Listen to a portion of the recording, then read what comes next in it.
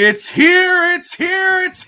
Hello, everybody. Am I on the wrong side? I'm confused. Oh, you are on the wrong side. What the heck? Flip that back. Let's get that over there. The hell? No, I'm just kidding. It don't matter. Hey, everybody, welcome. This is my good side. Yeah, that is, right? It's the premiere edition of the Miami Dolphins Pregame Show on the Fins Talk Sports Network. It is finally here. Real football. That's Evan Posner.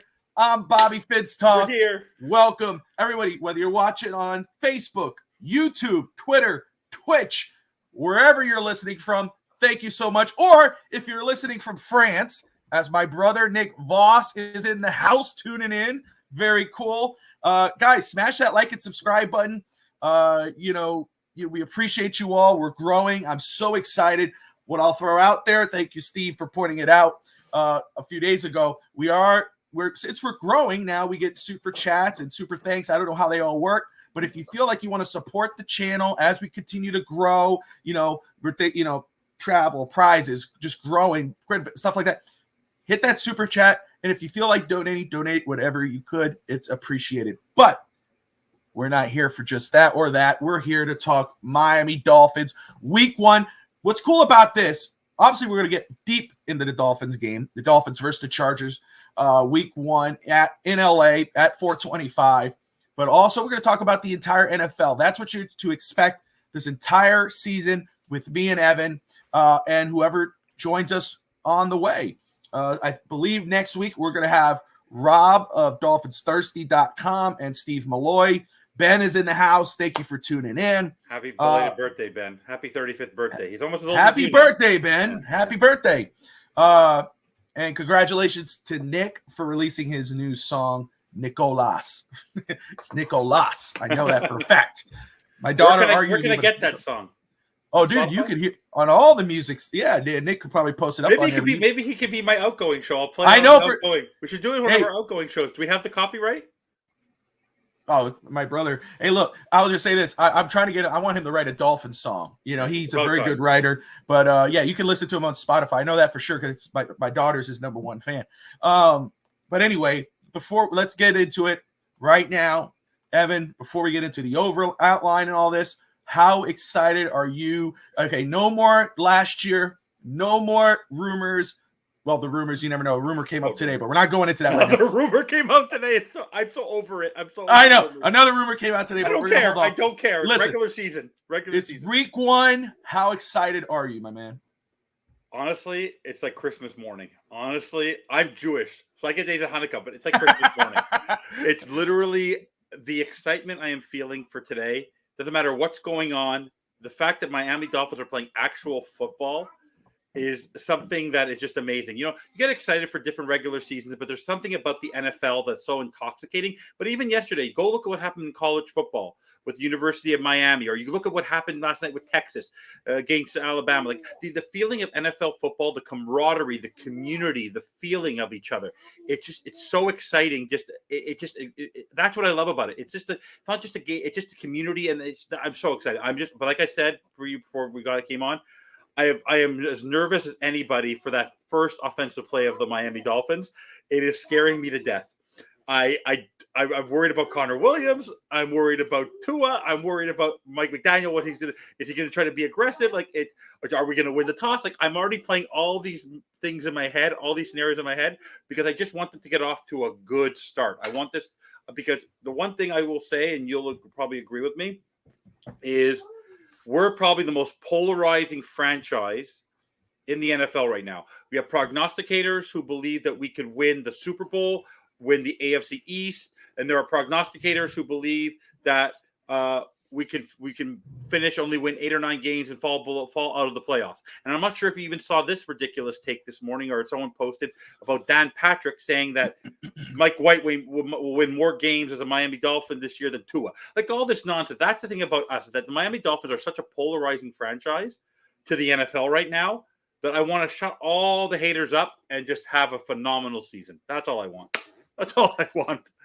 Hey, and it's just a fresh start. It's like I said yesterday, we all have our predictions. Yeah. We know that this team is superiorly talented on the front side. We know we got our concerns on the back side. Let's go ahead and discuss the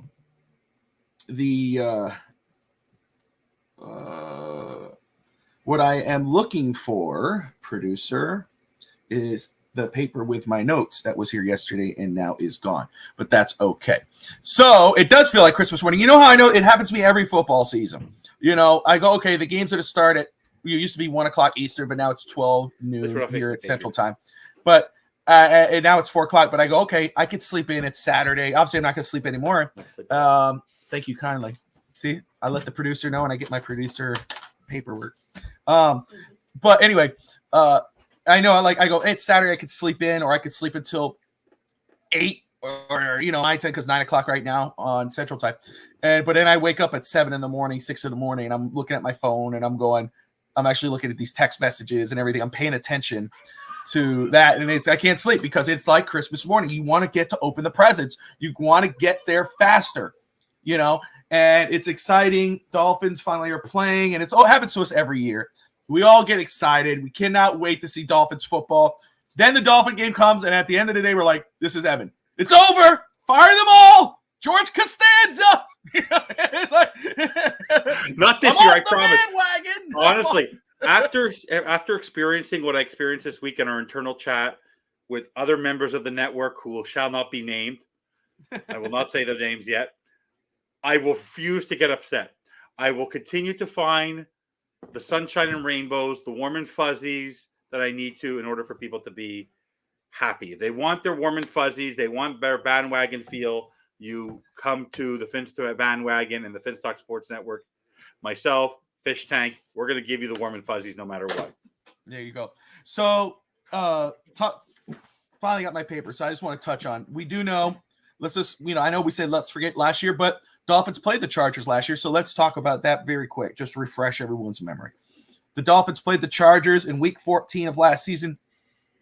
Again, Tua and Justin Herbert, for as long as they play at the level that they play as starters in the NFL, they're going to be attached to the hip. They're always going to be compared, whether it's fair or not. It's just what it is. From number 5 to 6, it's just what it is. Chargers defeated the Dolphins 23-17. Seems like a close game, but you know better than anyone with me, because we covered every game. We were at post-game every game. This was not a close game. The Dolphins played a terrible game from coaching, offense, defense. If you look at it, the Dolphins finished 9-8. Chargers finished 10-7. Tua was 10 of 28, 145 yards, a touchdown with a 29.9 QBR and a 65.3 quarterback rating. Justin Herbert on the other end was 39 of 51, 367 yards, one touchdown, 70.7 QBR with a 102.3. The rushing game for both teams weren't great, except Austin Eckler did score a touchdown. Our leading rusher was Mozart with 37 yards, 11 touches, where theirs was Austin Eckler with 15 touches, 45 yards, and a touchdown. Tyreek Hill was our leading receiver, 81 yards, a touchdown, and 4 catches. The one closest to him was Jalen Waddle, 31 yards, 2 catches. Mike Williams, 6 receptions for 116 yards and a touchdown. Keenan Allen, 12 for 92. Austin Eckler, 8 for 59. Joshua Palmer, 4 for 53. That's the Chargers. So that was last year, and we know how the defense played. Dolphins were ranked last year 6th in the NFL in offense, while the Chargers were 9th. Chargers were defense was 20th, while the Dolphins were 18th. So that part's pretty equal. But let me ask you this before anything. Do you expect the same type of game that we had last year in week 14, the Dolphins at the Chargers? Not at all. And the reason why is one thing that we'll have to give credit to Mike McDaniel for is the guy is a student of the game. And he admitted at the end of last season that he didn't utilize his running game, that he stuck with what he thought would work because he was a prisoner of the passing game. But I think that the strategy there was, let's just stick with what works. But if Tua would have been the same Tua during the offseason coming into this game, didn't bulk up, didn't try different things, trying different schemes. But the biggest change for me is the fact that the defense that he has been facing all throughout training camp is the same defense that the Chargers play, because Brandon Staley is a student of Vic Fangio. Ronaldo Hill was the DC and on the defensive staff of the Chargers. So all the tidbits we might need in order to combat this defense is there on the offensive play. Also, I do believe that Mike McDaniel does have more weapons, because I think the fact you saw how he reacted with A-Chain. You're going to see some use with A-Chain. You're going to see some use. Hopefully they play Easy today. I'm hoping A-Chain's not playing. He's inactive. He's not playing. He's inactive. Right? Oh, they've already announced inactive? They did, yeah. It came out. Do you pull that up? Do you have that anywhere? I don't have it. Today? One of the inactives. It's not one of the, well, maybe the inactives right now. Let's see. Did they post it already? Tom Pelissero just mentioned on NFL Game Day. Dolphins rookie running back Devon A-Chain is expected to be inactive today against the Chargers. The third-round pick from Texas A&M missed time in camp with a shoulder injury. Okay. So Ahmed will probably play, no? Has some rust. Raheem Mostert and Savon Ahmed will carry the load. You say Ahmed or Brooks are going to play instead? Raheem Mostert and Savon Ahmed are the names that are there. Okay. So... Okay. But I do think Ahmed had a great preseason. Mostert always comes off the gate really, really fast. I do think there's going to be a balanced attack. We'll find out who the final inactives and actives are on the wide receiver core, because I doubt they're playing all of them. We don't know if Julian Hill's playing or not, but I do believe that the weapons that he has and the mindset of this Miami Dolphins team is they have to have a more balanced attack. They kept on forcing things up the middle. The difference this also game is that Derwin James is back. Joey Bosa's there. Like they have to come up with a different strategy, because they actually have a stronger defense than they did last time, the Chargers, and we struggled against that defense. The difference is that we've had all offseason to prepare for this game and this type of defense, because our defensive coordinator is the designer and the architect of this type of defense. So like I tell everybody throughout the offseason and on the Bandwagon Show and all these shows, that if they stick with what they did last year, you're bound to repeat the same mistakes. They have to be able to adjust. So we'll know right away. Like I said, on the first play, I don't want to see a quick slant. I want to see growth in Mike McDaniel. But in the end, this game is not about the players. It's all about Mike McDaniel's growth as a head coach. Did he learn from this game last year that what not to do against this team?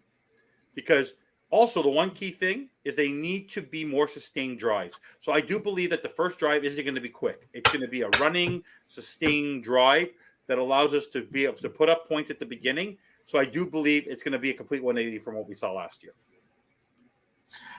And let's talk about... I agree with Anthony. This everyone has this feeling because it's the first game and how the season ended.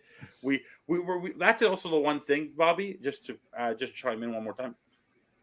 Last year, we ended the season with a sour taste in our mouth, like we could have done more. Like we all think that if Tua was healthy in that Buffalo game, we would have made it to the second round, because a third stringer who has yet to throw an interception in the NFL, touchdown in the NFL, actually was able to get us 30 points with our running game and our defense, and we were able to go into Buffalo in very cold weather and sustain it.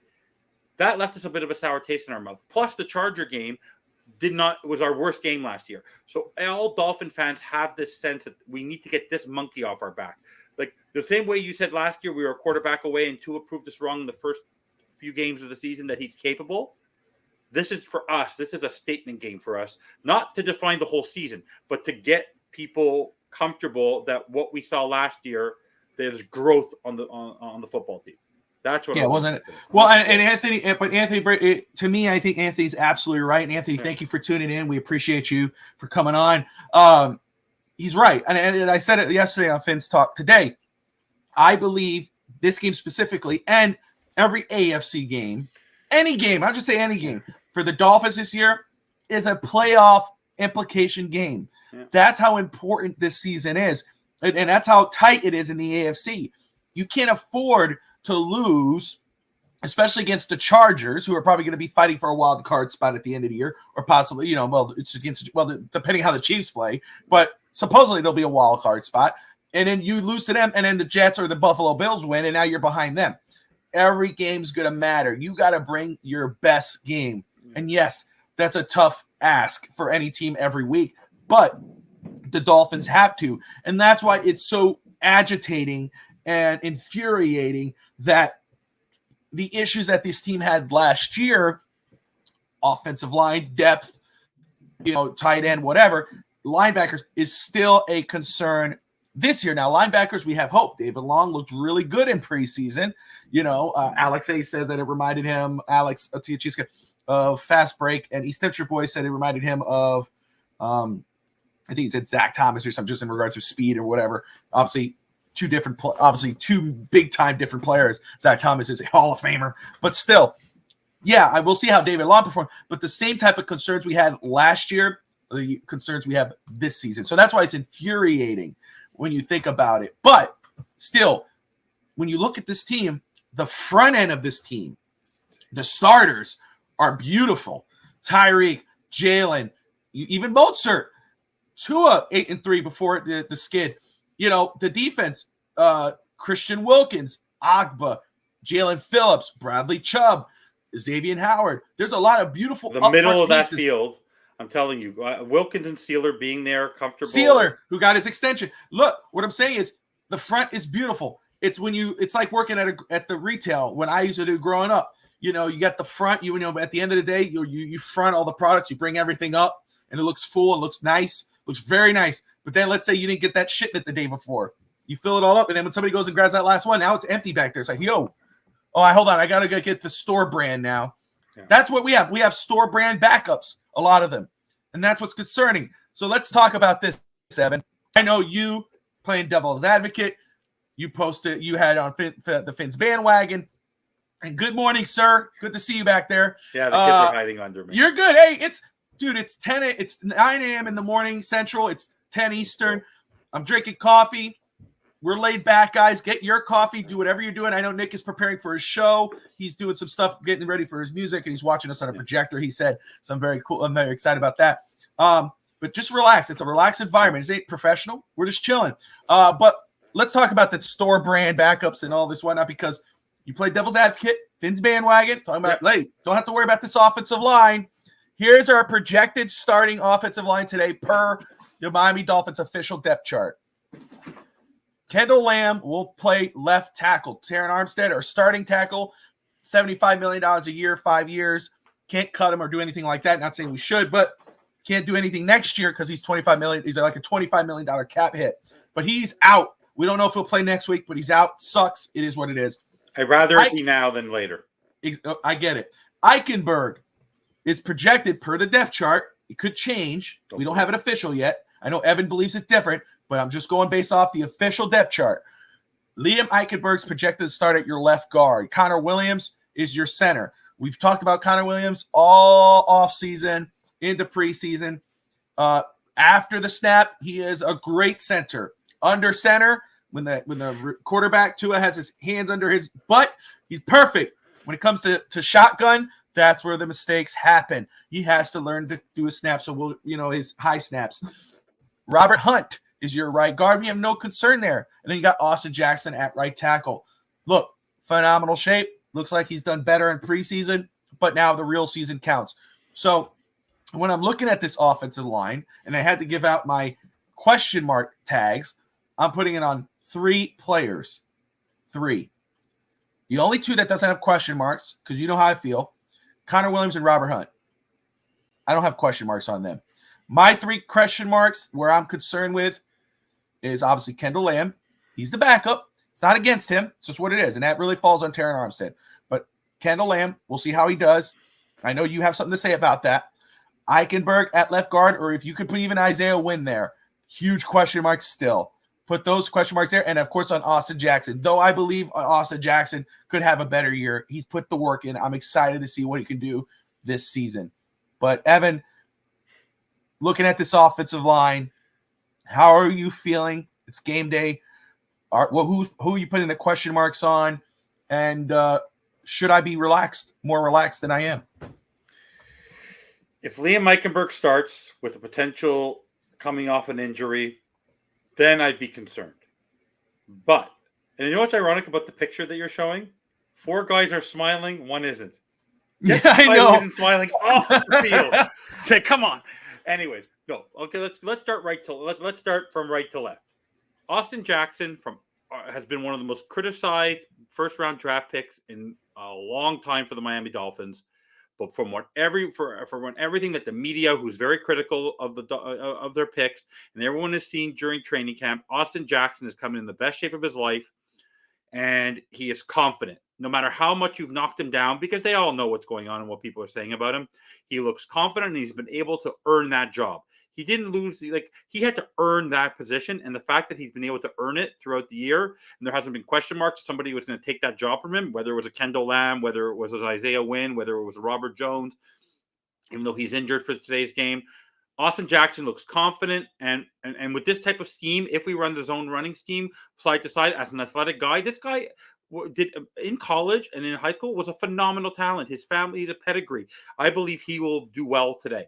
Robert Hunt, the only concern I have with him is very positive, great right guard. He can also go to right tackle if ever we actually need him. It's the pre-snap penalties. But honestly, he's a great guy. He's a great player. Connor Williams, blocking, phenomenal. All I'm worried about is his snapping. But last year, it seemed to go away in the regular season. So I did reflect on that. And if he's able to nip that in the bud, we're fine. Left guard, the reason I would play Isaiah Wynn there is I want a 40-game starter who has proven in a Bill Belichick offense that he's able to earn that position. Liam has yet to earn it, and he's coming on injured.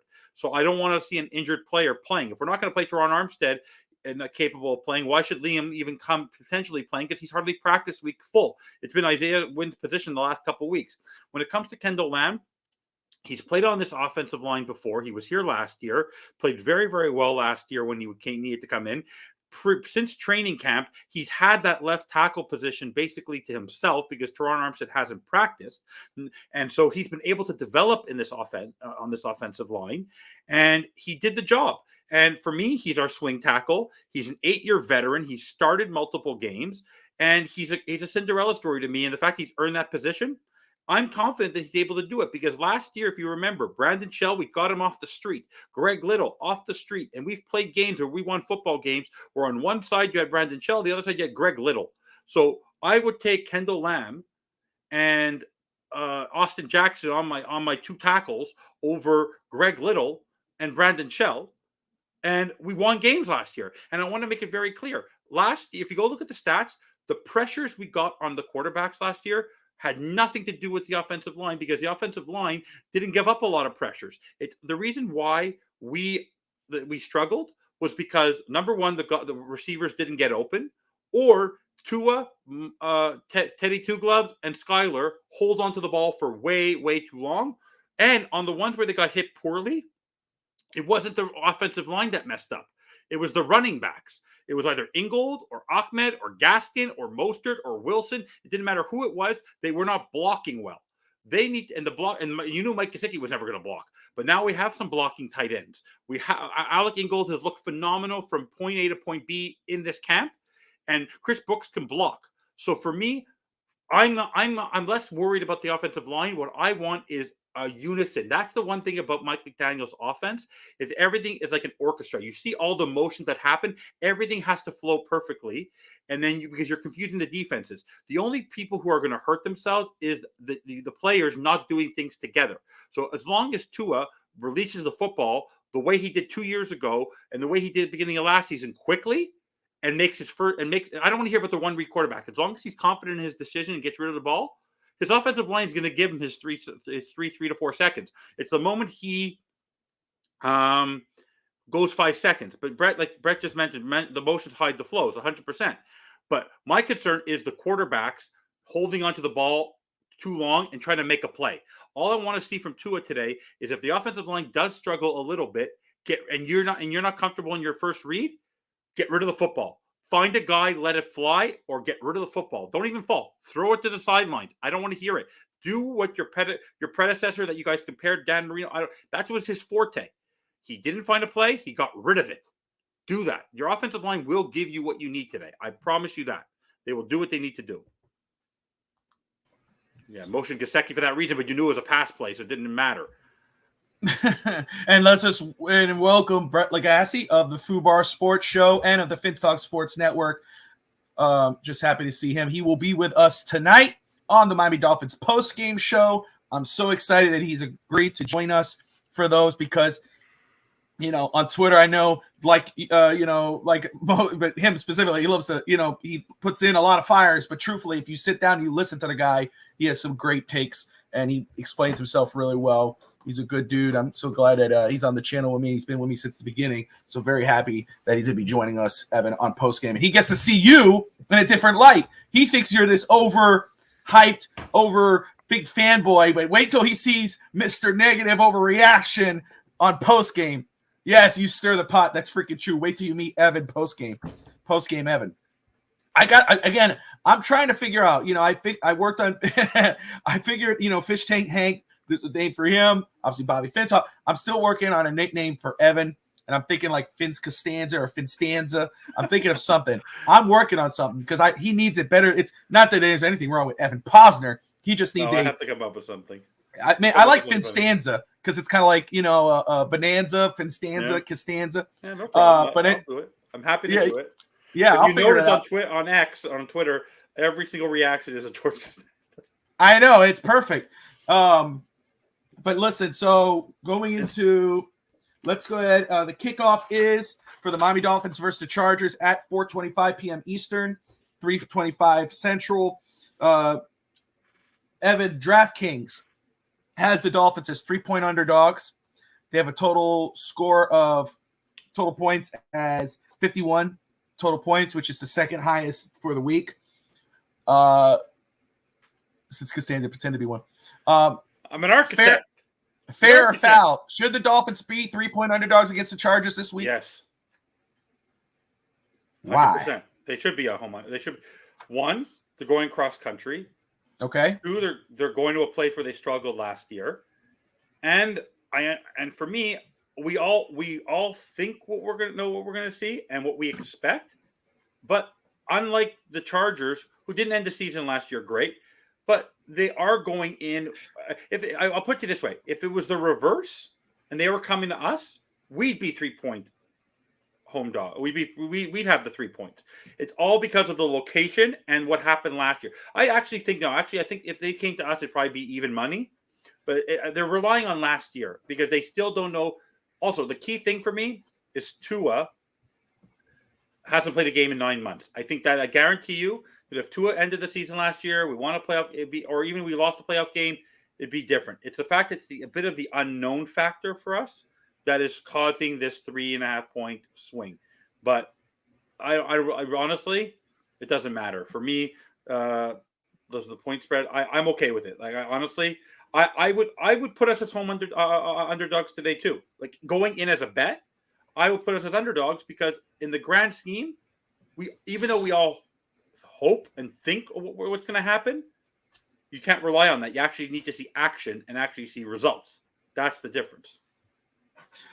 Yeah, and I agree with you guys. I think under 3-point underdog is fair. That's not how I think it will go, but I think it's 3-point underdog is fair. That's again, Miami lost last year 23-17 against the Chargers. And it was a lot worse than what it was. Like that and it was absolutely again. Scores don't tell you anything. Yeah, I know. Fish Tank was saying, the score's close, but it's like it wasn't really. When you watch that game, you knew it wasn't close. That's garbage time, and it was an ugly game from Miami. The last season, the Chargers defense was able to hold Miami's offense to only 17 points. Tua finished the game of 28, 145 yards and a touchdown, 65.3 QBR. Mozart only 37 yards and 11 touches. Tyreek, 81 yards, 4 receptions, and a touchdown. Coach McDaniel, because you were probably the lead culprit, was criticized for his calling a bad game as well.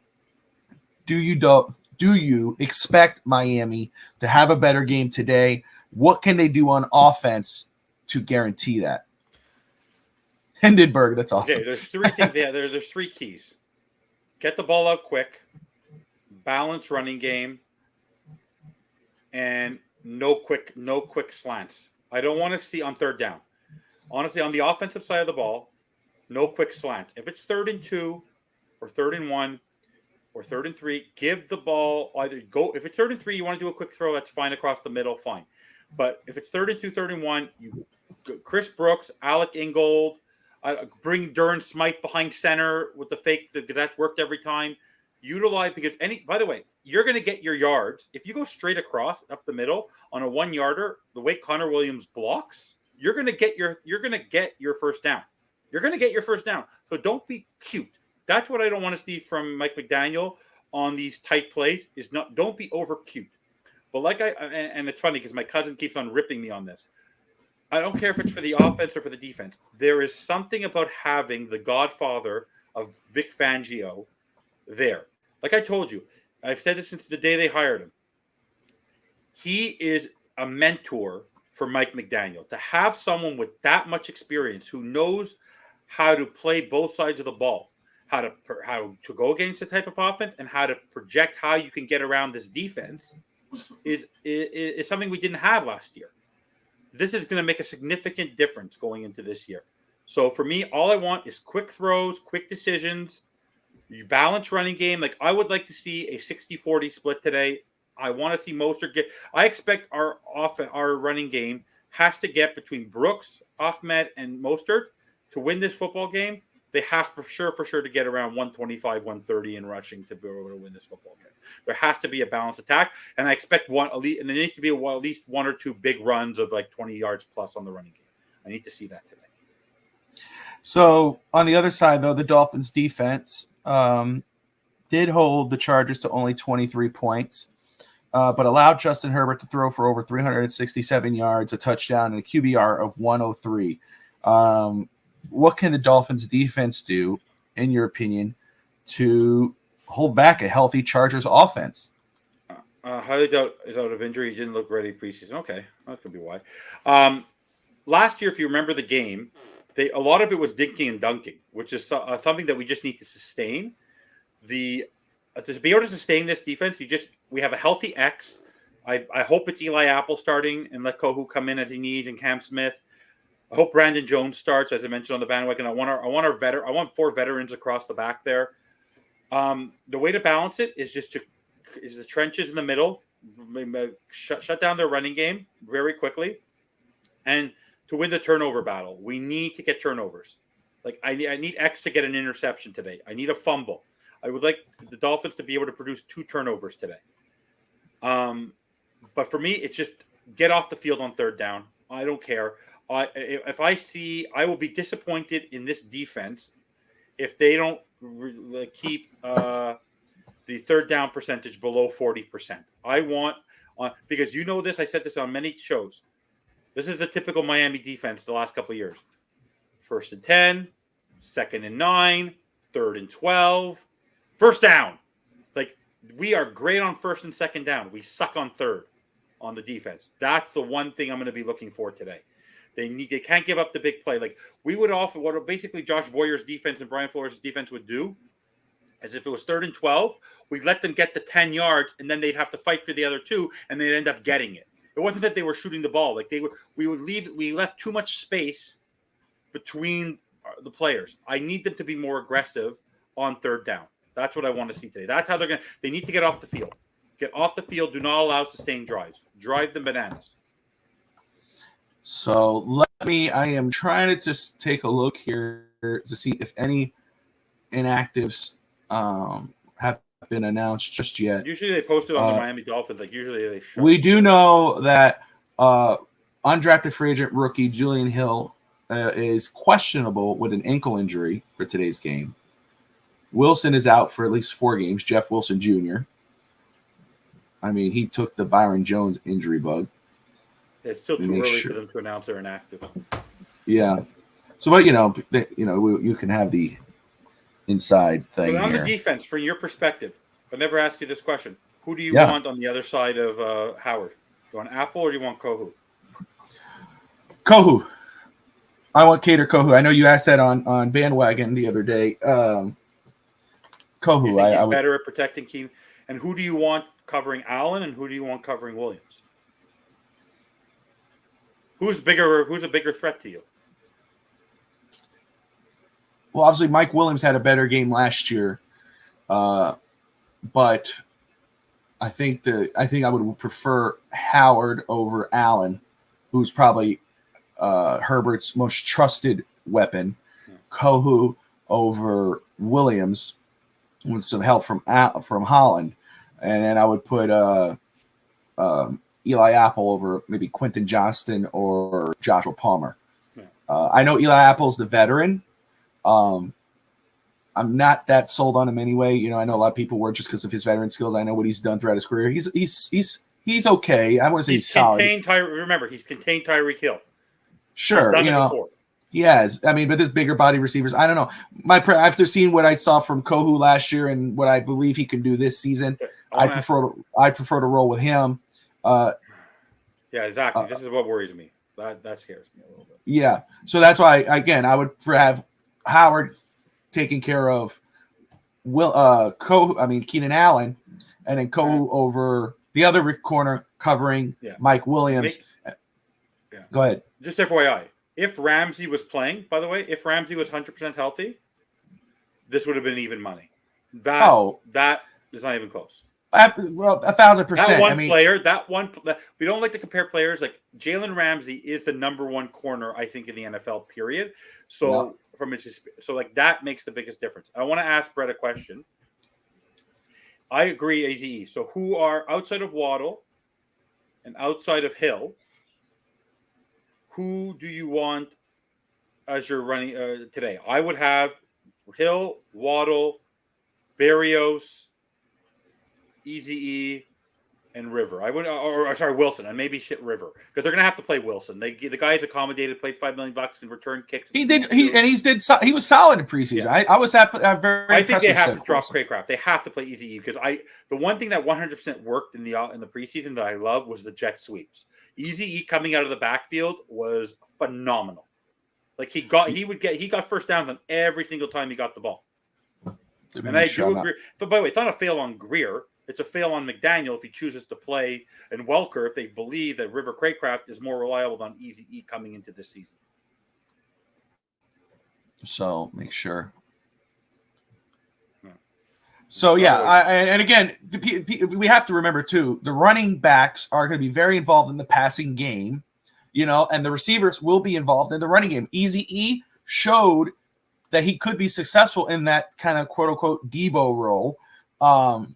And maybe they have someone else in the in mind for that position, but they showed it there. Craycraft, as a pass catcher, because he's been around, you know, he does seem more reliable. But I can understand wanting to see Eze getting him into that start, not, you know, in some real games. Adam, good morning. Fins up, brother. It's game day. We're excited. I know you are. Thank you for tuning in, my man. But we will see for sure. Starting on the other side, you know, what we want to see from Bradley Chubb this year. You know, he should be better with Vic Fangio as his defensive coordinator. He had his best year with Vic Fangio. I expect a better year out of Bradley Chubb.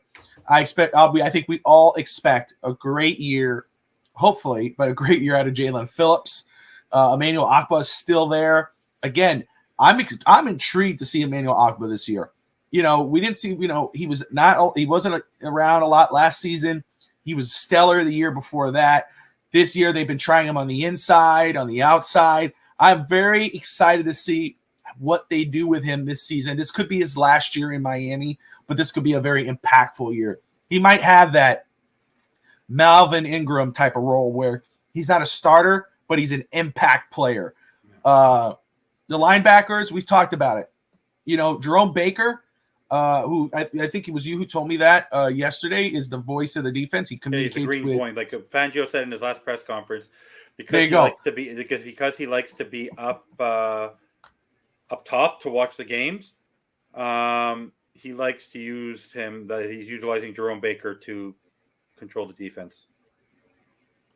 And Sealer, don't, you know, he's been an impact player. He hasn't been somebody where you go, oh, he's, you know, people weren't pounding the table like they're doing for Christian Wilkins, maybe because it's more helmet, and yes, he's a better player. But Sealer is an impact player. He makes impact plays. He's not your star. He's not going to be consistent, but he makes those impact plays. And I think Ogbah could end up being that role as well this season. You know, we talk about interior defensive lineman. We don't have that pass rusher in the inside. That could be Ogbah. I want to see more impact from the linebackers. I was just touching on that. You know, They brought back Van Ginkel. Van Ginkel was a free agent. He was talking to other teams. It was more than likely he wasn't coming back. And then all of a sudden, Miami reaches out. They reach a deal. He comes back to Miami, which, again, he's made impact plays for the Dolphins before. He just hasn't been a consistent presence. That was Vic Fangio saying, hey, I need this guy in my defense. He can play a vital role. I expect big things out of Van Ginkel this year. I'm not going to say big things like, Pro Bowl, none of that, but a more consistent, impactful presence. Jerome Baker, I think he could see improvement. Maybe, hopefully, he makes impact plays, but he's not consistent. That's why we say we need to improve on him. He's not consistent enough. And then, of course, David Long Jr. from the Titans looked great in preseason, was solid, fast, all that whatnot. But the injury bug is something that's consistent with him, which is funny with the Dolphins, And I know we say, don't talk about injury. Everybody gets hurt. Yeah, everybody gets hurt, but some more than others, and that's why we talk about it. Seiler affects the pass and the run more than any other defensive lineman on the roster. Wilkins impacts the run game more, but not as much as Seiler does pass rush. Seiler is a stud. Well, he is, and he's undrafted. He was undrafted from the Ravens, and that was a great pickup from the Dolphins. Was he seven? No, he's a 7th-round pick.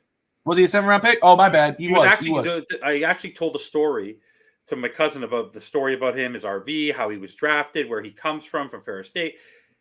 And the most amazing part about this is that he was Ozzie Newsome's last draft pick.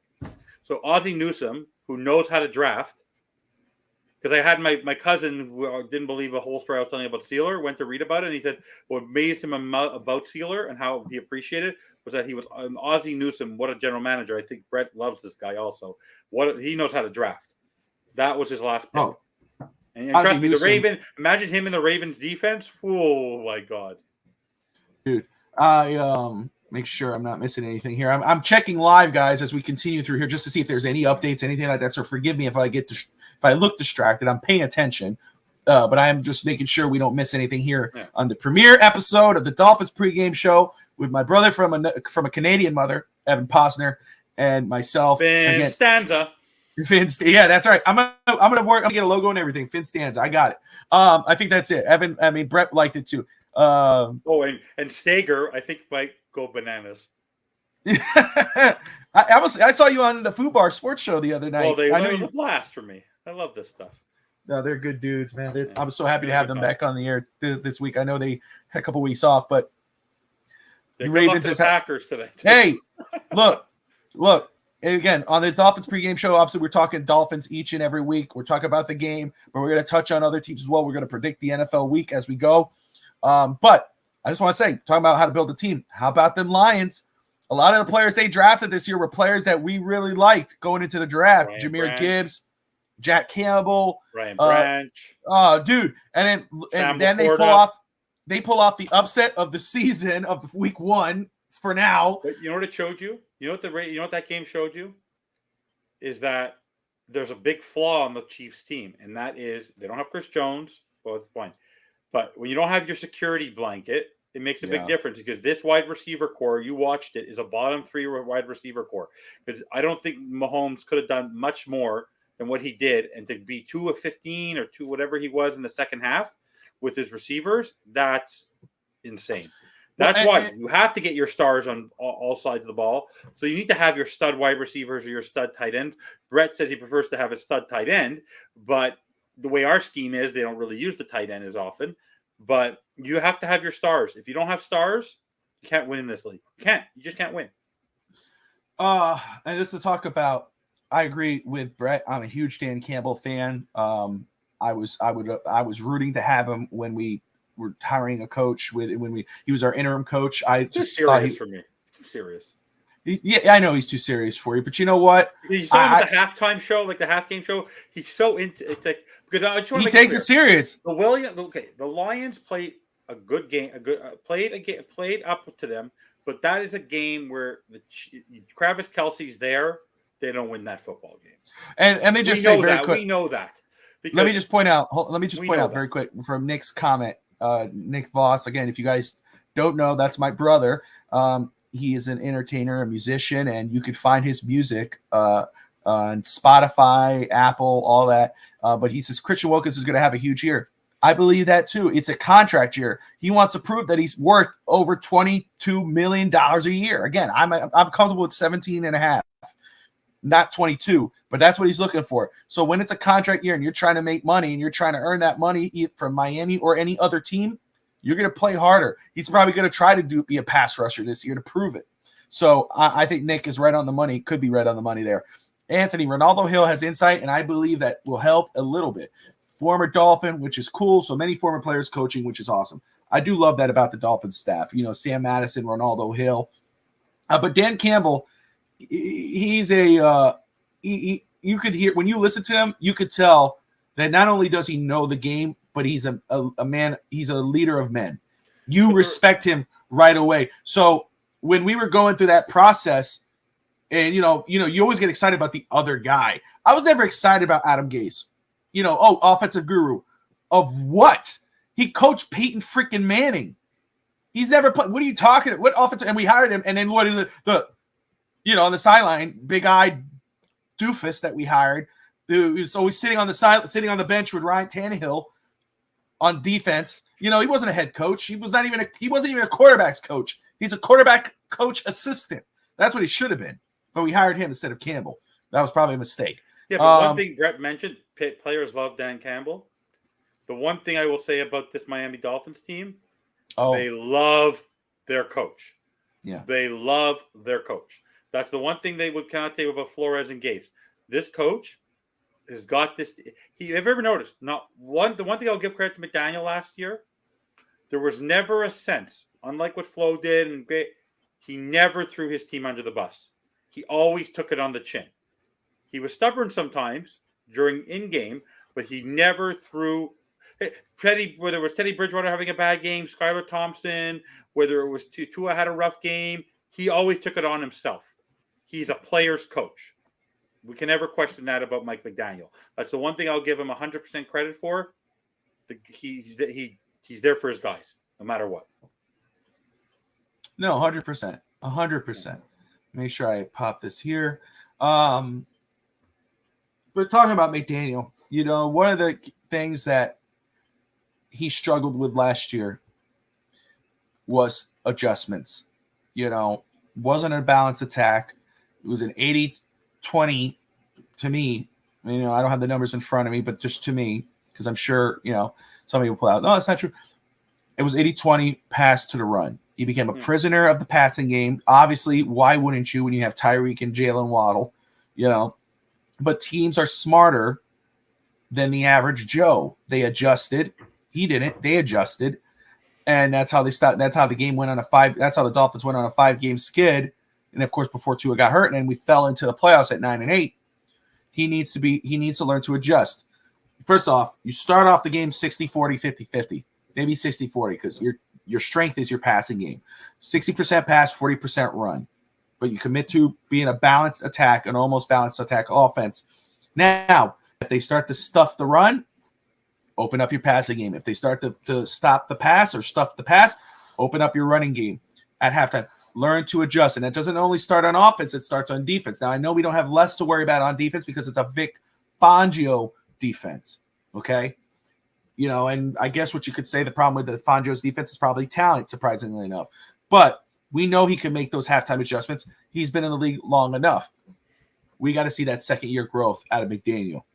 He has to make those halftime adjustments. He needs to have that quote-unquote Timex watch when looking at the clock. He needs to be aware. So, I believe he could make that growth this season. How confident are you in McDaniel to make that off-season adjustment to have a better season as a coach this year compared to last year?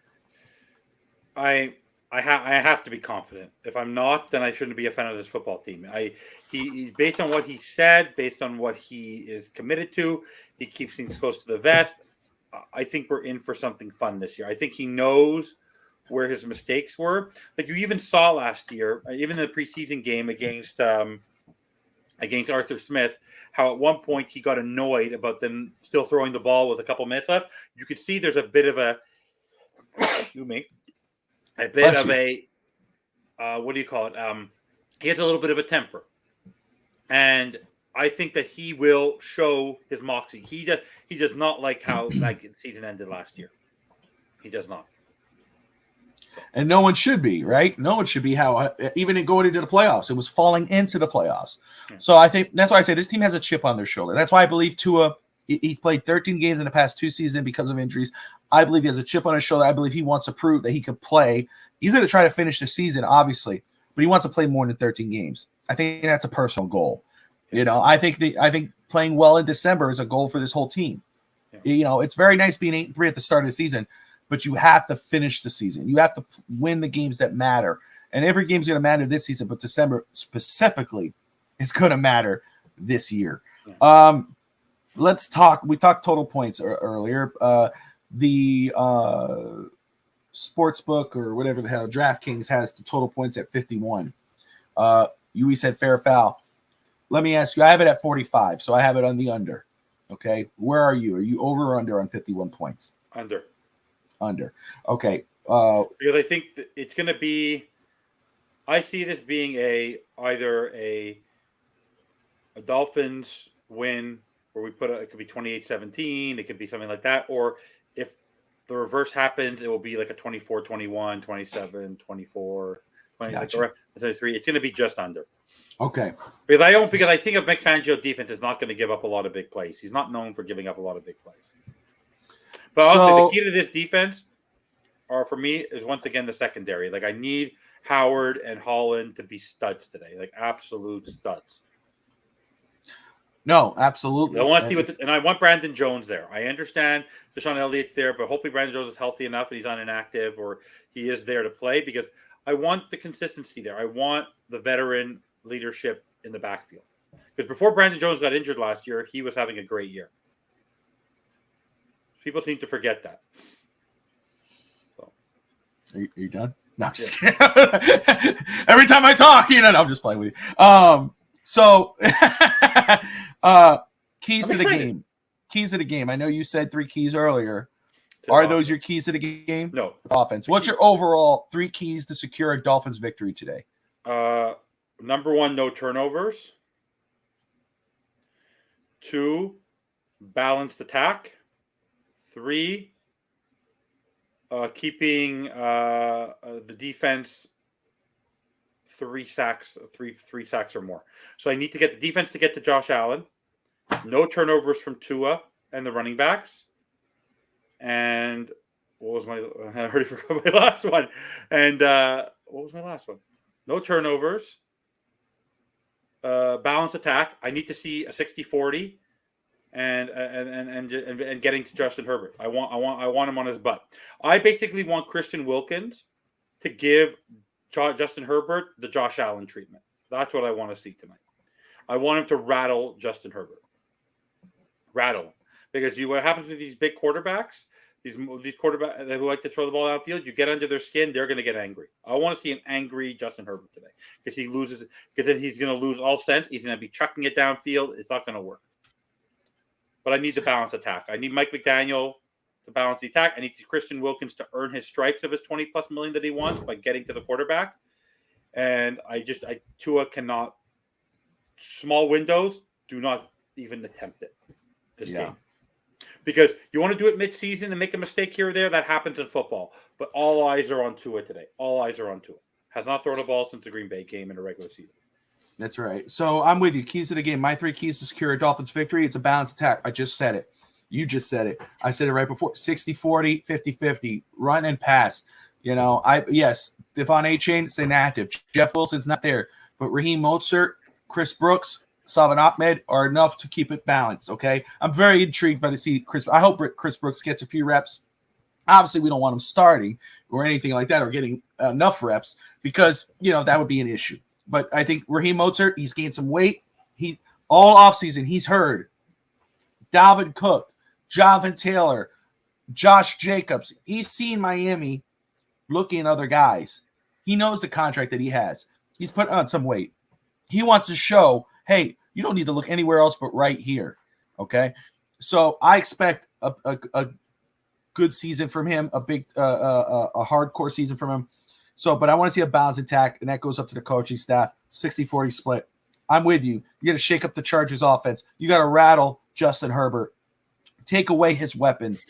Hit him hard. You got to get to the quarterback. I don't know how. I don't care how. You get it done. Hit him hard, shake him up, get him scared, force him to make mistakes, and then adjustments as needed. If something's not working, change it. I know it's hard to fix. I know it's easy to fix things that are not broken, but if something's not working, fix it. Try something If the else. passing game is out, Tyreek and Jalen Waddle, or just Tua can't get to them, or Tua's having a bad game, go to your running game. You have enough weapons on this team to do some gadget plays, trick plays. Use them. Adjustments as needed. I'll just say what my prediction for the Dolphins game for today. Actually, you know what? I'll hold it. I will hold it until we make all our predictions, even though I said it yesterday. But I hope, they need to use Brooks. Goal line situations. What I'm saying is obviously, unless, of course, they say, he has some, he's Jay Ajayi, or whatever, and he turns into something big right away, I'm all for it. But right now, you go with your veteran Mozart. You have Savon Ahmed, who knows the offense. He knows McDaniel's played here before, played with the 49ers. And then you got Brooks, who, again, I love Brooks. Training camp looked really good preseason. I know Brett's been on him since we signed him. So kudos to Brett Lagasse. I love Brooks, and I want to see him get some playing time. I'm just saying, obviously, you want to make sure your two vets get that time. And then if the rookies start to show out, adjustments as needed. If Mozart's only rushing for 35 yards in this game, 2 yards per carry, but Brooks is getting 5 to 6 yards per carry, you better switch it up and put Brooks as your running back in this game. That's what I'm saying. Adjustments as needed. So before we continue, we'll continue with the Dolphins. Vince talk. Put your comments below. Tyndall's that guy, but can't get on the field. Let's go ahead and discuss NFL. We're going to make our NFL Week 1 predictions, Evan, and then we'll finish it up with our Dolphins prediction. And maybe we'll touch on some more. We'll check to see if there's any news. If not, we'll close it out, and we'll eagerly await for the Dolphins versus the Chargers later this afternoon. It's going to be one long afternoon. It's going to be a long afternoon. I don't think there's NFL. I think, thank God for Red Zone.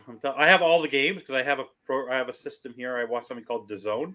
Which is great, but honestly, at least I have my. I'll get to watch a game. I have ticket, NFL ticket. So it's my obviously YouTube TV. I hope it works. My brother was just asking me because my brother obviously he's traveling the world, so he was like, "Is there any apps I should use?" I do. Just go to ticket, try out NFL ticket.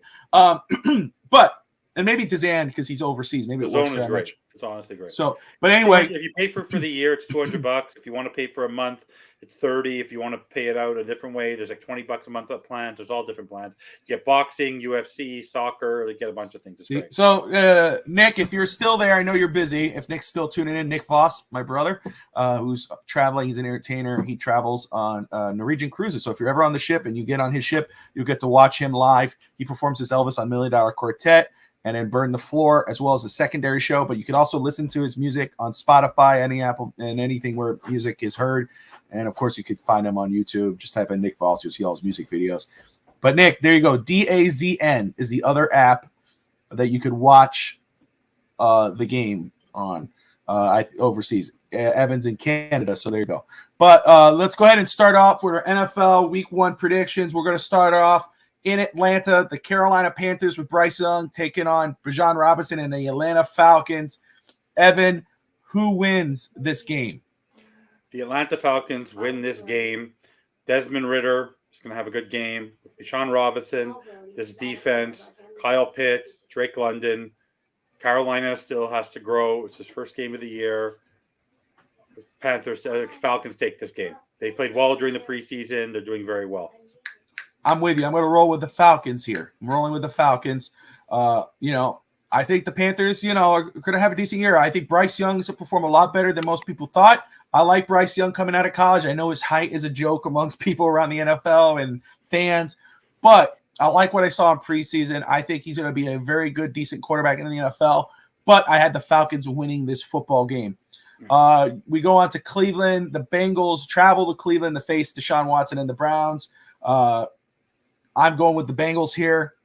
Is there an upset coming here, Evan? No, they still need to figure out who they are. Bengals. I had this feeling between Amari Cooper, Deshaun Watson coming out, Nick Chubb, Myles Garrett, but the Bengals just are so loaded in other places. The only place that maybe that the Browns have an advantage is on the offensive line, but Joe Burrow, first game of the year, I think they're going to take that game. Yeah, I have the Bengals winning. Should I start Sanders as a kicker? Yes, you start Sanders as a kicker, Dave. That's one of my best buds. So. Oh, okay. Welcome, Dave. The Bengals, again, I have them winning the North. I know the Ravens are going to be right there. You can't. Joe Burrow got a mega deal. The weapons there, everything. I think the Bengals win this game. Obviously, the Browns. You don't sleep on the Browns. There's a lot of talent there. You just said it. Of course, Deshaun Watson at quarterback, Amari Cooper, Nick Chubb, Myles Garrett. I mean, all of the above. They could be the NFC North is the AFC North, just like the East. It's going to be a very tough division this year. Don't sleep on the Steelers. But I have the Bengals over the Browns. Go over to Minnesota. You got the Buccaneers traveling to Minnesota to face the Vikings. Justin Jefferson has not signed his extension. Oh, wow. They will revisit it at the end of the season. Kirk Cousins still the quarterback there. Dalvin Cook is gone. And of course, Tom Brady's no longer the Buccaneers quarterback. I think Baker Mayfield is starting.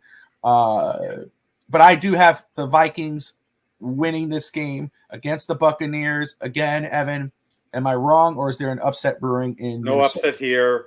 Alexander Madison's going to have a great game. Justin Jefferson, Kirk Cousins do very well together. TJ Hawkinson got his extension. He's a major weapon for them. I think Brian Flores, love him or hate him, is a great defensive coordinator. I think he's going to stifle Baker Mayfield, and the Vikings take it without issue. And let me just say very quick, Dave, Evan, should I start Sanders at kicker? If you're talking about fantasy, yeah, you should. I think you should. I think He'll be getting extra points. Yeah. This is one of my oldest friends. I'll put it to you this way, Bobby. You're 35? Yes. Dave and I have been best friends for 36 years plus. So going back to when we were 4. So there you go. Great guy. He's a huge Bucs fan, but even he's not taking his own team this year. He's tanking for Caleb. I promise you that. Caleb Williams, who looked really good. We're waiting yesterday. for Trask. Hey, We're waiting for Kyle college. Trask. Let me just say, first off, college football has been so much fun, and it's just the beginning of the season. Caleb Williams looked good. Notre Dame. Can you believe Colorado? Deion Sanders, Colorado looking. Oh my goodness. Miami yesterday had a great game. It's just been a lot of fun. And guys, let me just say this: if you love college football or you love what you've been watching, tune in Thursday mornings. Thursday mornings, you have Touchdown in Paradise podcast, college football podcast on the Finstock Sports Network in the morning, 9 a.m. Eastern or 10 a.m. Eastern. They record on Wednesday night and they drop it Thursday morning. Van Dyke, what a game last night. He had an amazing game yesterday, 5 touchdowns. Yes, my agenda could be coming back. Mario Cristobal lives another day. Hey, obviously the first year was a struggle. Second year might be the change up. We don't know. But if you love college football and great college football content, tune into a Touchdown in Paradise on the Finstock Sports Network on Thursday mornings. Those guys are amazing. Back to the games for this week. Titans at the Saints. Look, the Saints, Derek Carr is their quarterback. Kamara is out. Michael Thomas, Chris Olave. They got a lot of talent there, but I'm rolling with the Tennessee Titans. Derrick Henry, DeAndre Hopkins, Ryan Tannehill. Don't sleep on the Titans. I know a lot of people try to say, oh, they're going to fall off. Yeah, they may fall off a little bit, but they're still a very good team, in my opinion. I'm rolling with the Tennessee Titans against the Saints here, Evan.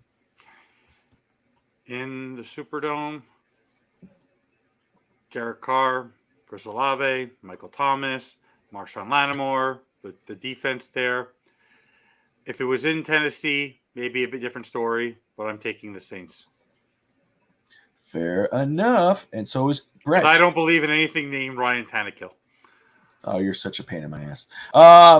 The San Francisco 49ers are going to Pittsburgh to face the Pittsburgh Steelers. Again, I think the Steelers are going to be a better team than most people are giving them credit for. Even with Kenny Pickett, hey, could have a better year this year. But Brock Purdy and the Niners go there. I'm going with the 49ers here over the Steelers. It could be, though, but the Steelers at home can pull this off, but I'm going to roll with the 49ers.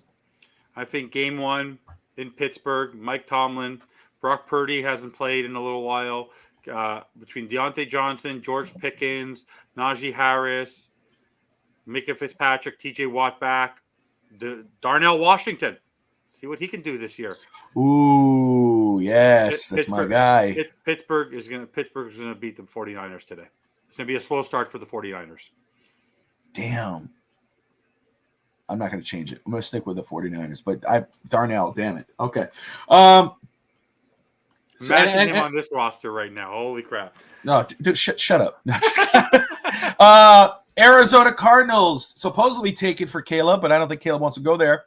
Arizona Cardinals are at Washington to face the Commanders. Sam Howell, the weapons they got there. I'm rolling with the Commanders. I think they're going to have a very good year this year. I'm excited to see the Washington Commanders. Second largest spread. They believe in Sam Howell, Terry McLaurin, Gibson, Robinson.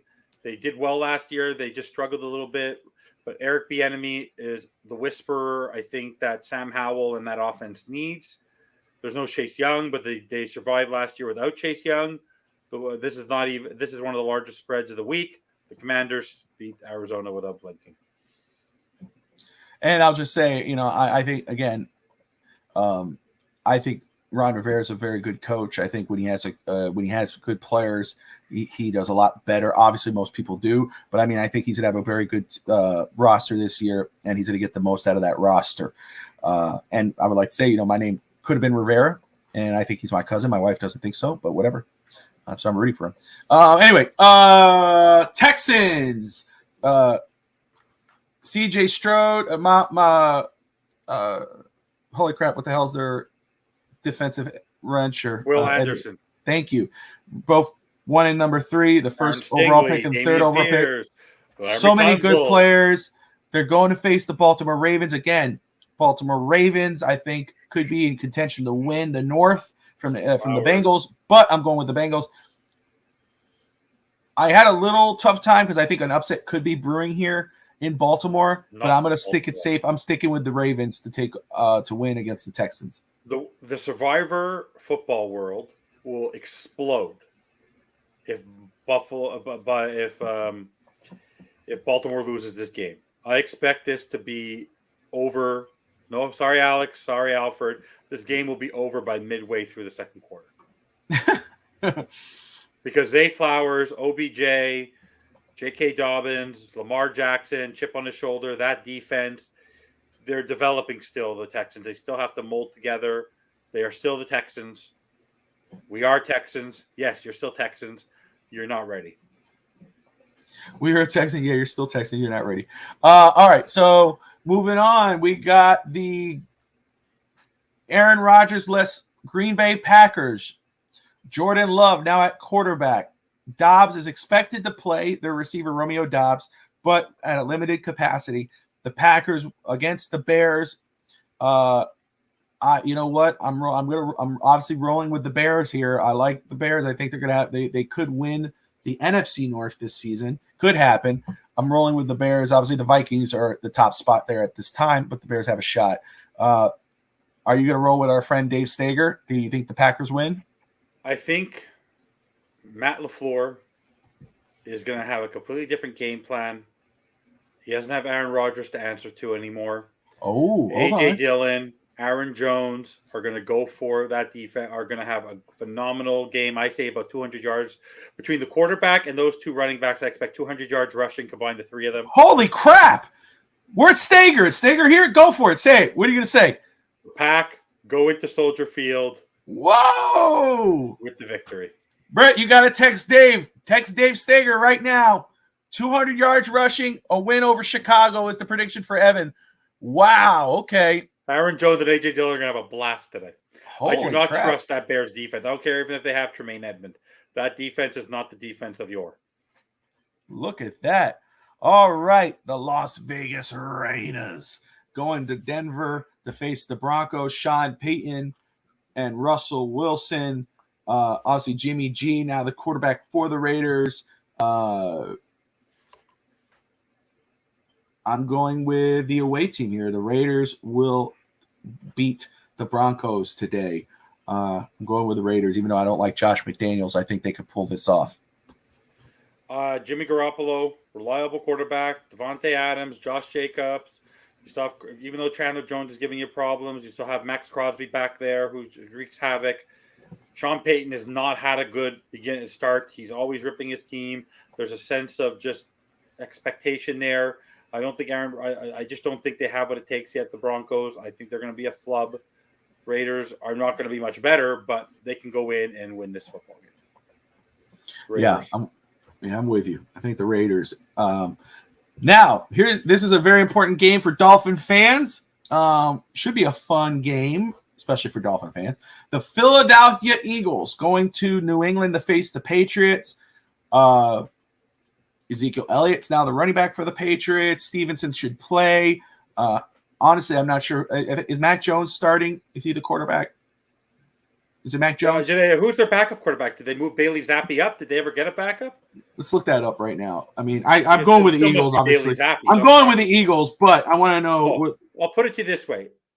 If the Philadelphia Eagles lose to the New England Patriots and Mac Jones on game 1, don't come back to Philly. Because the Philadelphia fans are going to destroy. You think we're difficult fans? Those Philly fans, if you lose that first game after the last taste of their mouth of what happened in the Super Bowl, don't come home to Philly. Do not come home to Philly. So Mac Jones is starting at quarterback, Ramondre Stevenson and Ezekiel Elliott at running back, Juju, Hunter Henry, and Devontae Parker. I doubt Juju's going to do much. He's wearing He's wearing a brace on his knee that an offensive lineman wears. He can't move. Yeah. And I don't even know if Gesicki's starting. I know he didn't play. I mean, it doesn't matter who was going to start at quarterback. I was still rolling with the Eagles. You're right. The Eagles cannot afford to lose to the Patriots because if you can't say it's a weather game or anything like that, they're not going to lose. No.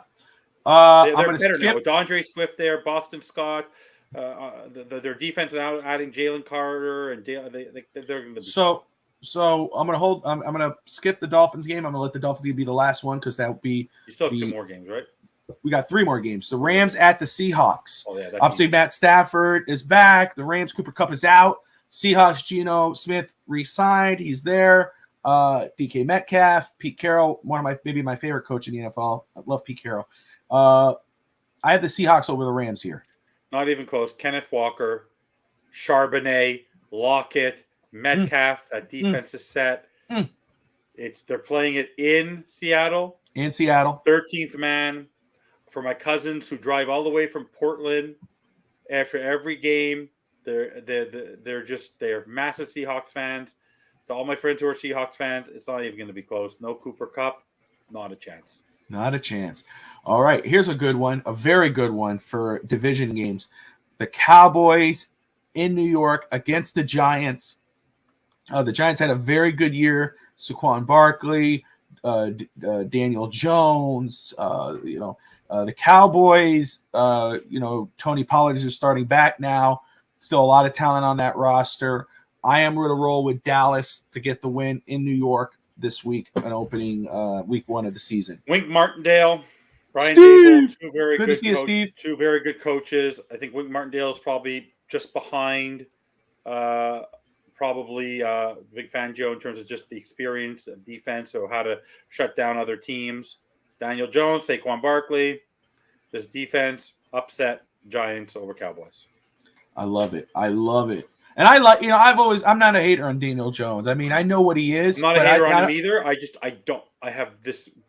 have this really interesting feeling. Dak Prescott, Mike McCarthy will not be there. It's just going to blow up there. Oh, yeah. It's spontaneously combustible. There's also the fact that Cooper, there's just something there. And I just want to see Stephen A. Smith laughing at the end of the game. Just all I want to see is I'm waiting for that post where he goes, "Didn't I tell you?" And I just need to see. Yeah, he's wearing the cowboy hat with a cigar. Yeah. He's such a pain. No, with the Cowboys, we all agree. Yes, absolutely. Here's a very important. We have one more game before we get to the Dolphins game, but a very important game. You forgot one game. I said it. I'm just going to say it. I said, no, you forgot another game.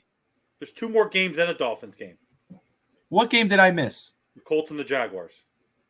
Oh, that's right. All right, go for it. Colts and the Jaguars. Because that. How did I miss that? I do not know. That is my upset special. That is my upset special. Why? I'm reflecting back 3 years ago. 3 years ago, maybe. The Colts needed to win a football game, and Jacksonville went into their house, or they played. Sorry, Jacksonville. They went to Jacksonville and they crushed their hopes, and they killed a lot of people. This is actually a rivalry where they like to play against each other. They always like to play spoiler. I think Anthony Richardson, Evan Hull, and that group, and Shane Steichen. I have a feeling that there's a hype that they're playing. They like to play. They like sometimes the Dolphins does. They play down to the competition. The Jaguars. I think today is going to just be a bit of a wake up call for them, and I think that it's going to be a tight game. And I think the Colts shock the world. Week 1, Anthony Richardson, Colts over Jags. Wow. Okay, so look, and I can't believe I missed that on here, but anyway. I want to say, I'm very excited to see Anthony Richardson this year. I think he's going to be a way better pro than he was a college player. I think he could be one of better quarterbacks. He might be the best quarterback coming out of this draft. He has all the talent. He's raw prospect.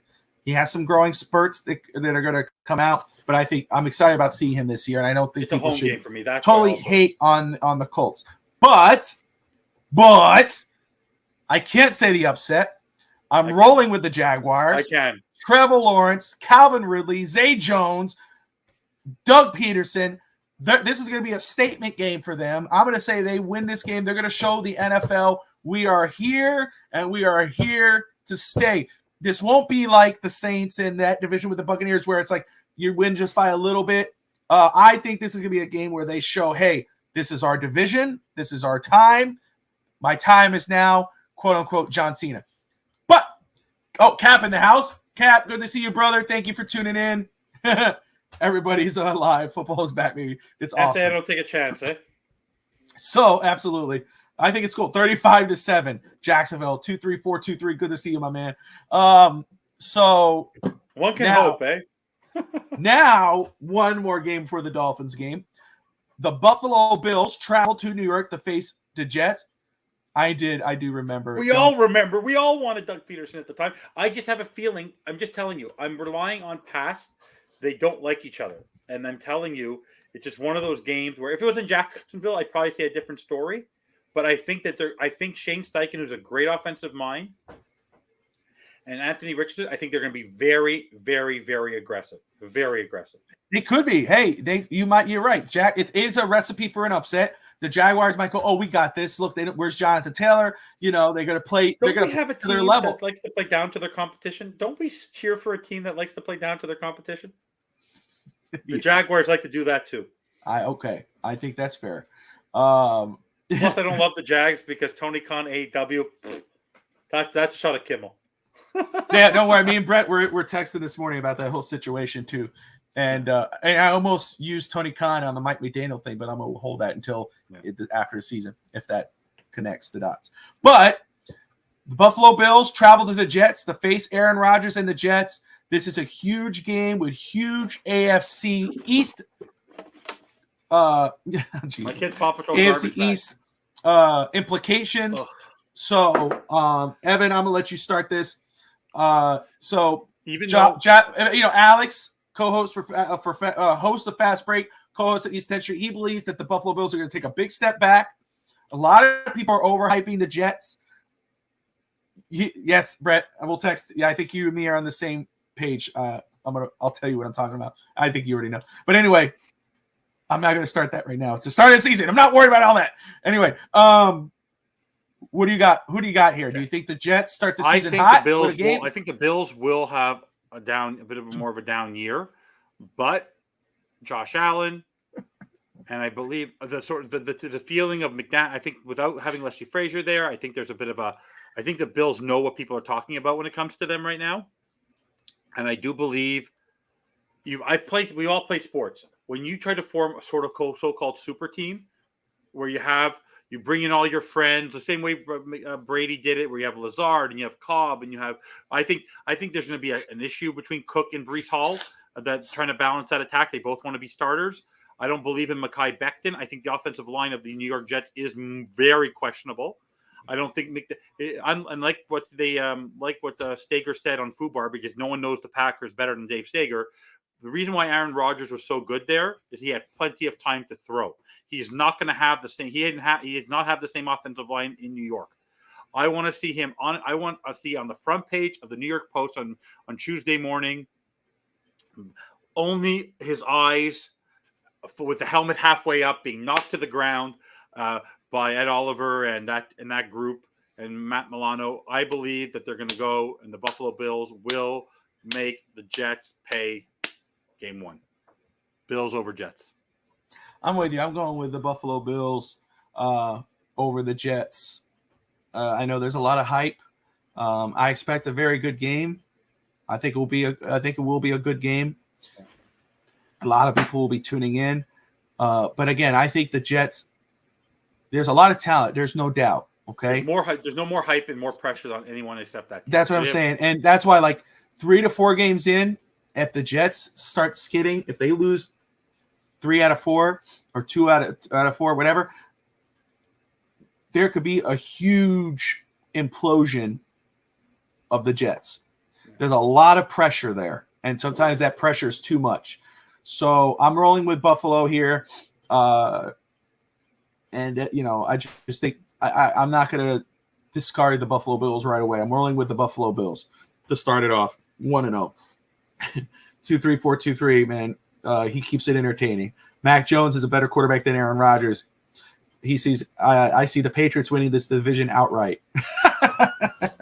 I think we got Evan Posner's twin in the comments right now.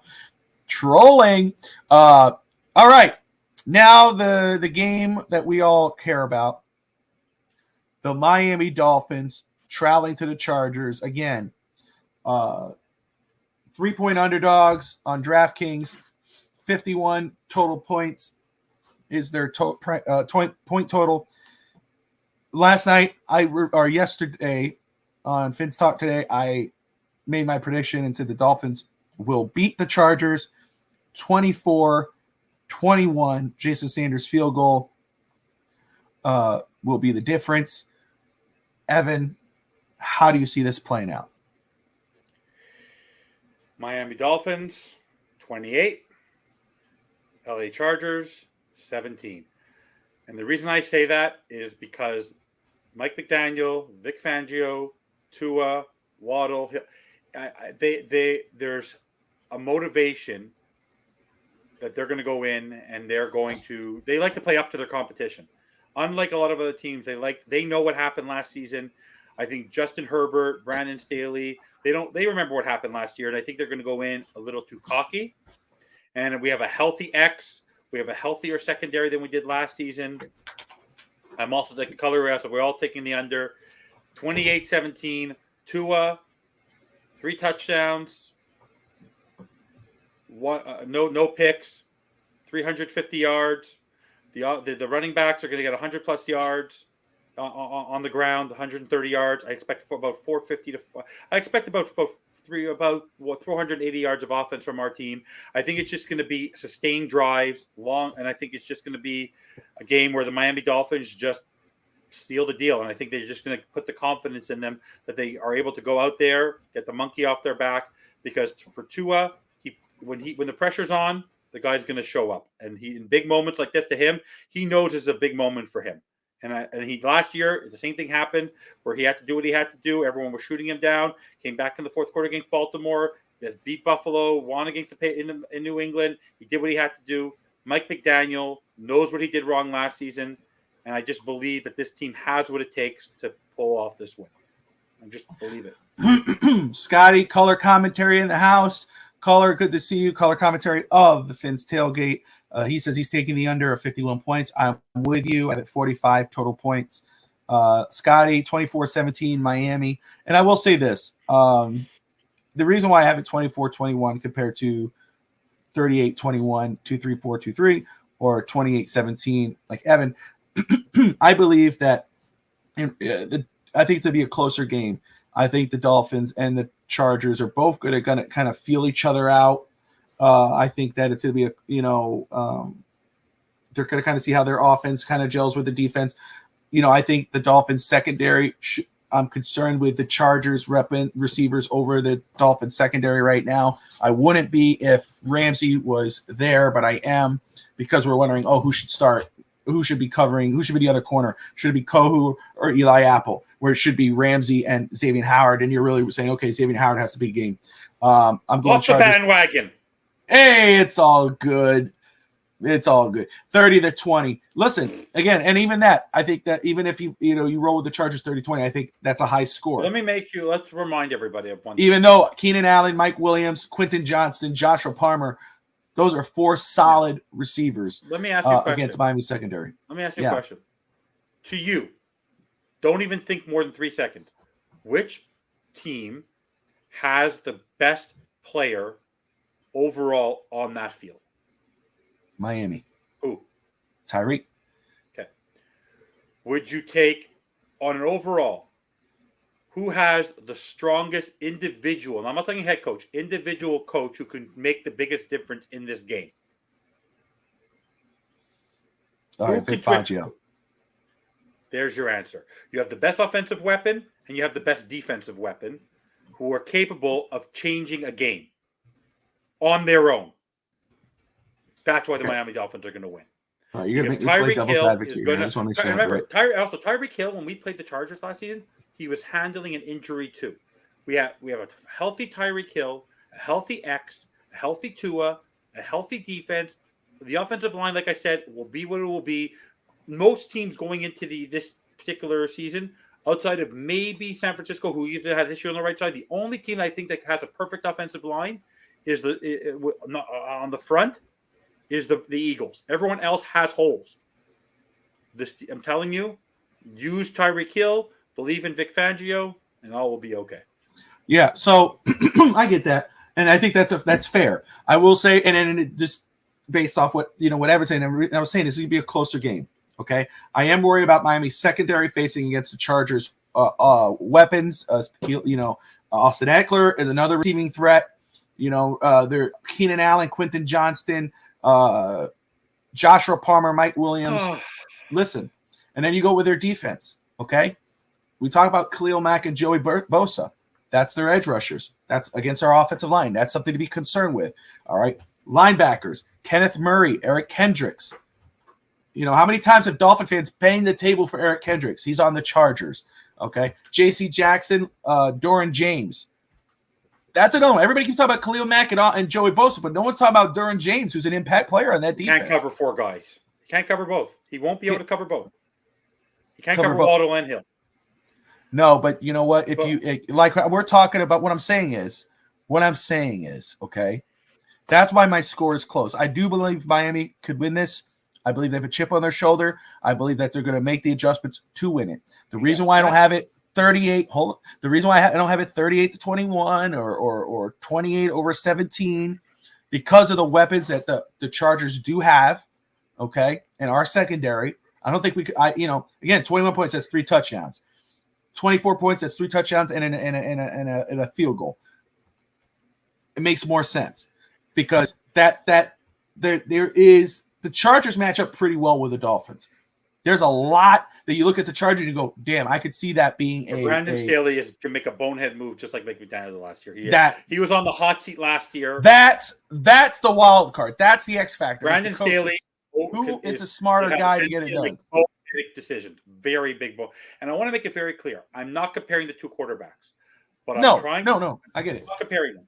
I said this on FUBAR. I have a recency bias. I have the bias as a wounded Dolphins fan of taking Dante Culpepper, the athletic deep thrower, over this, which is a similar style of Justin Herbert, over a Drew Brees, who is similar to Tua in terms of his style.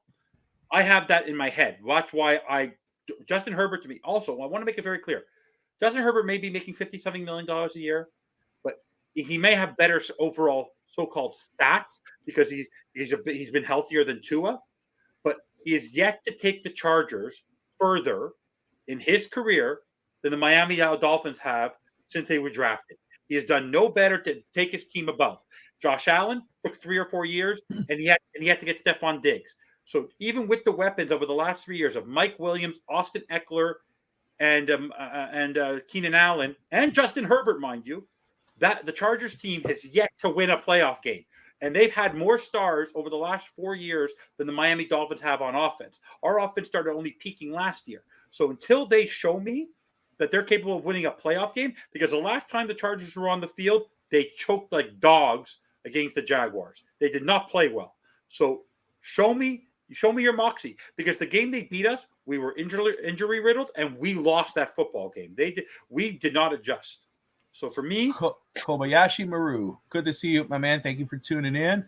Brett says, excuse me. Brett, that's the biggest debate for Dolphin fans. Oh, get over yourself. Yeah, he's not wrong. Of course. But let the season play out. But all I'm trying to say is until you show me that you're winning, Herbert did not lead them to the playoffs. When Keenan Allen and Mike Williams came back, then they started getting healthy. Prior to one of them being out, but he was there all year. He did lead them. They went to the playoffs. He was there all season. When they were there 6-6 at that point, he needed both his receivers back, and that's when they started playing well. But that would be the same excuse. But see, now you're going post-game. No, I'm not saying that. You're going post-game on me. You're going to get me started too early in the morning. No. Listen. No. If Tyreek and Jalen Waddle weren't in the offense right now, and we were struggling with, he needs both his weapons. No, agreed. But Tua is yet to play a playoff game with both his receivers. Herbert had every opportunity last year against the Jaguars and Trevor Lawrence to show what he was made out of. He choked like a dog. 2-1, 8 of our 9. Brian Flores was your problem. Yeah, 2-1 us. 8 of our 9 games. Let's hear fans that say he didn't lead us to the playoffs.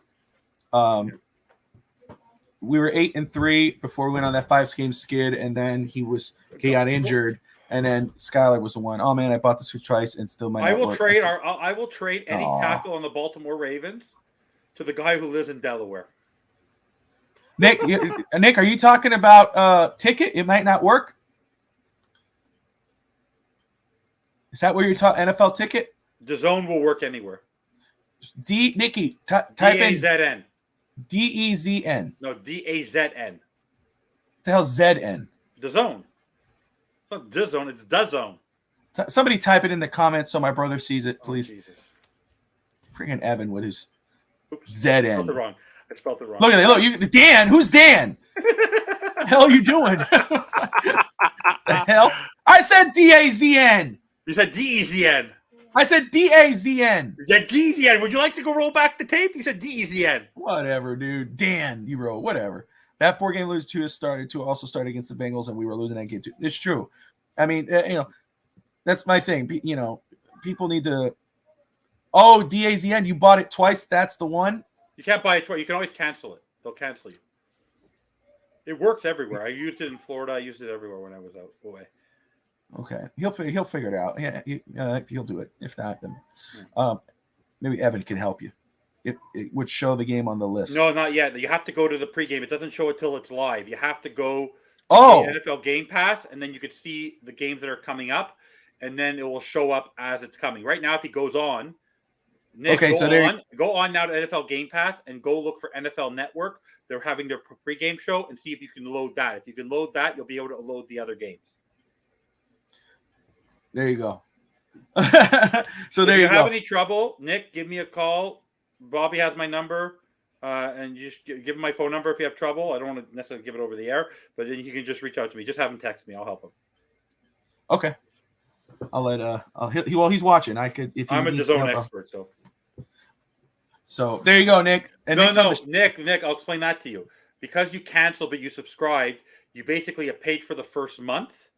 Yeah. And they're going to let you have it for the first month, and then it cancels at the end of the second month. So you basically just spent the money.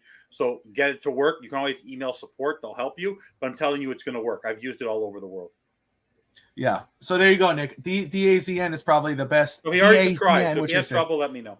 All right. So there you go, Nick. Just text me or call me, and then I'll get you over to Evan. Nick, at 1 o'clock Eastern, just test out Red Zone and watch it for the first 2 hours. If you have Red Zone working, then the rest of the games will work. Will do if I have a problem. There you go. Miami by What's up, Josh? Josh Wingate in the house, our resident Cowboys fan. Yeah, there you go. You see? Bo Camper is saying Xavier Howard and Kohu are corners and Holland with Jones at safety. Okay. So let me go ahead. Who announced that? Who made that announcement? Kim Bo Camper. So let me go ahead with. It's fine. Cater is fine. He did a good job last year.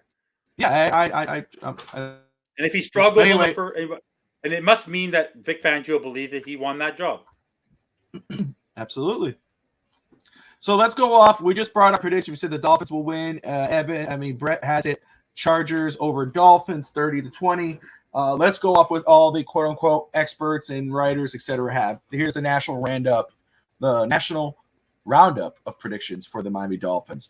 For Sports Illustrated, go for a few of these guys here. But everybody basically for Sports Illustrated, it is total of 1, 2, 3, 4, 5, 6, 7, 8. Chargers. They all have the Chargers. Albert Breer being their most recognizable one.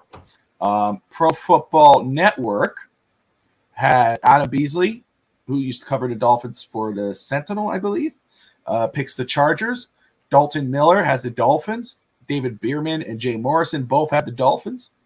Sporting News has the Chargers 35-31. The Ringer. Dolphins +3. Seth Wilder, Dolphins over the Chargers 34-31. That would be a great game. And then Chargers over the Dolphins 24-16. Mike Florio of Pro Football Talk has the Dolphins over the Chargers 28-27. And Chris Sims, let me repeat that. Chris Sims has the Dolphins over the Chargers 31-28. Those NFL, two are high on the Dolphins right now. I do not know what they're drinking. Whatever happened there, I don't know. They think they're going to win the AFC East. They think they're going to go deep into the playoffs. What is those two? I've taken. What is happening? Those two? Oh my God. NFL.com has 1, 2. Make sure I don't miss anything. 2 guys picking the Dolphins. Ali Banpuri picks the Dolphins. Tom Blair picks the Dolphins 21-20. Bonpiri picks 28-24. The 33rd team has the Chargers over the Dolphins 24-21. 33rd team. Which idiot has that? Which banana head has that? Where did I see that? No, did I say 30-13? I don't even know where I see that anymore. Anyway, The Athletic. Let me make sure I don't miss any of this. No. Okay. Fan Nation, all Dolphin fans have Miami losing 27-24. So that's your roundup for around the league. Again, I'm also checking right now, making sure I don't miss anything as we wait. Again, Kim Wilper, thank you to when the Dolphins Scotty, win, I'm going to spend most of the post-game show doing He'll find a reason to complain. You know, did you see the way that Tyreek was holding his foot, the way he was running? McDaniel's fault. Damn it, Evan. But again, guys, let me make sure. I predict that Christian Wilkins will get his first sack of the year. There you go. I've always ripped them up. Dolphins winning today would be a step in the right. Absolutely. Yeah. Can't get more Nikki says that CBS says 26-24 Chargers.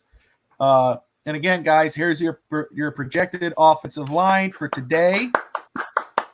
Let me know how you're feeling right here. You got Kendall Lamb. Obviously, Armstead is out. As of right now, per the official depth chart, Eichenberg will start at left guard. Connor Williams is your center, obviously. Robert Hunt, your right guard. And Austin Jackson, the right tackle. For people who weren't here at the top of the show, Color, Brett, Scotty, 24324. I butchered that, didn't I?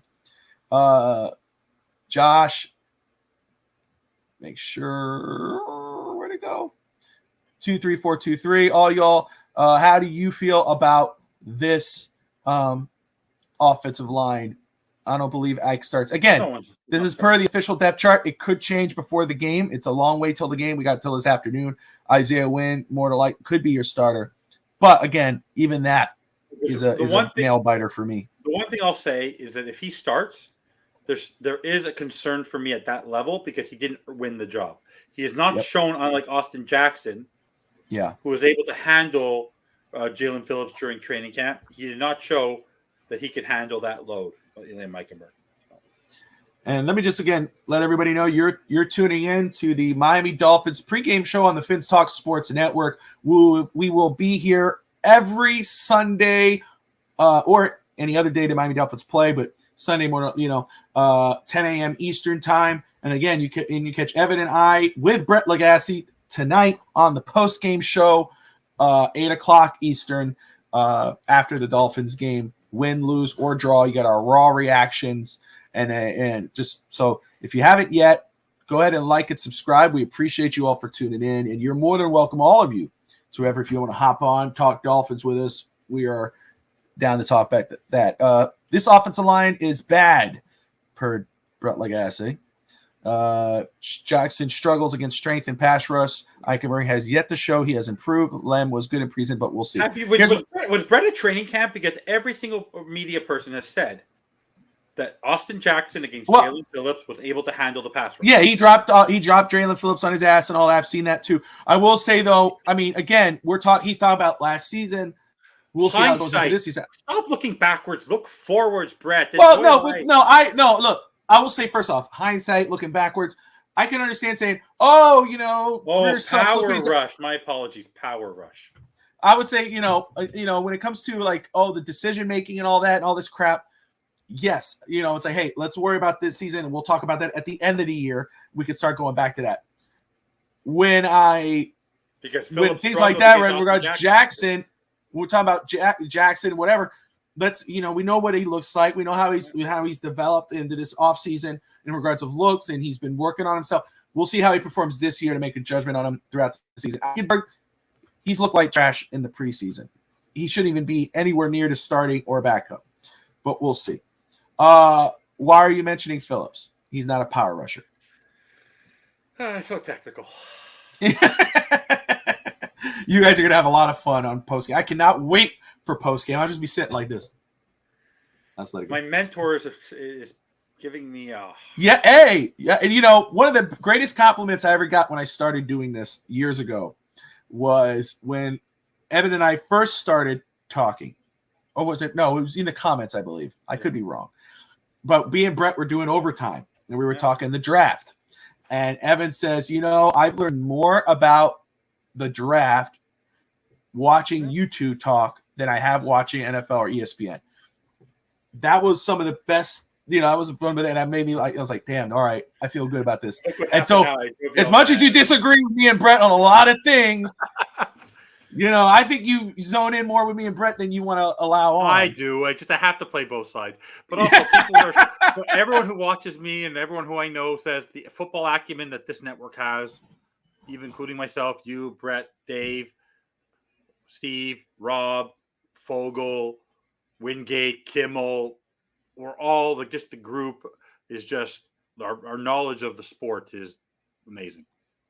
I just want to say, and Scotty, always thank you for watching. Yeah, it is. I'm looking forward to thank you from Brett. I gave him a compliment and he doesn't even he don't give a shit about you. No, he don't care about you. No, just sunshine and rainbows, Brett. All right, Finn Stanza. That's Finn Stanza. Yeah. Oh no, dude. Let me just say this. I was just going to tell you, and I'm going to create a graphic that has all of our shows on the network. We're just continuing to grow. We have so much great content, but also great people. Josh, look, football season is today. Fantasy draft. This goes all year. It's not just this, right before. One of our great content. One of the great shows that we have on here is our fantasy football show on Wednesday nights. Once Upon a Sunday, you got Josh Kimmel. It's called Once Upon a Sunday on a Wednesday. I know, but it's really for Dolphins. Sunday football, not Dolphins football. But anyway, you have Justin, who's great. He helps with he does the graphics, and he does co-hosting on that show. Josh Kimmel, and then you got Viking Dave. A very entertaining show. But, if you do fantasy football and you want the inside scoop and you want some valuable opinions in regards to that and to help you win your office pool, fantasy draft, etc., watch those guys on Wednesday nights. Of course, you can catch Brett Lagasse on the post-game shows going forward on Sundays or after Dolphin games during the week, whatever day they're on. And, of course, on the FUBAR Sports Show with Dave Stager, where they cover not just the NFL. They talk wrestling. They talk basketball. Just two entertaining dudes, two veterans, military veterans, Air Force and Army. I believe Stags Army. And of course, you catch me everywhere. But, guys, if you haven't yet, smash that like and subscribe button. Let's see. Make sure we don't have any news here. Let me go to Twitter. I don't want to wrap up and then something goes down. Congratulations to Canada beating the United States in the FIBA tournament. Canada is better than the United States. So anyway, guys, that was Evan Posner. He's no longer with the Finstock Sports Network. We are not just kidding. Germany beat Serbia. Jokic lost. Oh, did they? Yeah. Oh, I didn't see Germany that. won that. Oh, man. All right, so. Yeah. All right, so going around the NFL, let me go to Tom Pelissero because he looks like he is all in. All right, so around the NFL, Titans rookie quarterback Will Levis is inactive. Malik Willis will be the backup behind Ryan Tannehill. Cordell Patterson and How Marcus. Small is Bryce Young? Holy crap! Falcons running back Cordell Patterson and Vikings linebacker Marcus Davenport both out for today's games. Let's see here. I don't want to click on that. Obviously, Tom Pelissero brought up on game day today on NFL Network.